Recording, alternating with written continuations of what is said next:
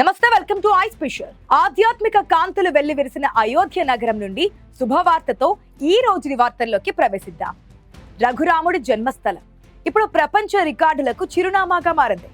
9వ దీపోత్సవం సందర్భంగా సరయూ నదీ తీరం అపురూప దృశ్యంగా మారిపోయింది.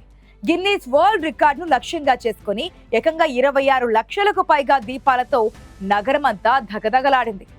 ఆధ్యాత్మికత్వం, సాంస్కృతికం, సాంకేతికత ఈ మూడింటి మేళవింపుతో జరిగిన ఈ అద్భుత ఘట్టంపై స్పెషల్ స్టోరీ. అయోధ్య దీపాల వెలుగులో వైకుంఠంగా మారిపోయింది. సరయూ నదీ తీరంలోని 56 ఘాట్ల వెంబడి అలంకరించిన ప్రతి దీపం రామనామం వలె కాంతిని పంచిపెట్టింది. ఈ దీపోత్సవాన్ని కేవలం వేడుకగా కాకుండా ఒక ఆధ్యాత్మిక యజ్ఞంలా నిర్వహిస్తున్నారు. ఈ అద్భుత ఘట్టాన్ని ప్రారంభించడానికి ముఖ్యమంత్రి యోగి ఆదిత్యనాథ్ రాకతో సంబరాలు మిన్నంటాయి. అంతకుముందు శ్రీరాముడు, సీతమ్మ, లక్ష్మణుల వేషధారులకు ఆయన స్వయంగా హారతిచ్చి సాంప్రదాయ పద్ధతిలో పుష్పక విమానం రథాన్ని లాగడం భక్తులలో హర్షాన్ని నింపింది. సాంకేతికత సైతం ఈ ఉత్సవంలో పాలు పంచుకుంది.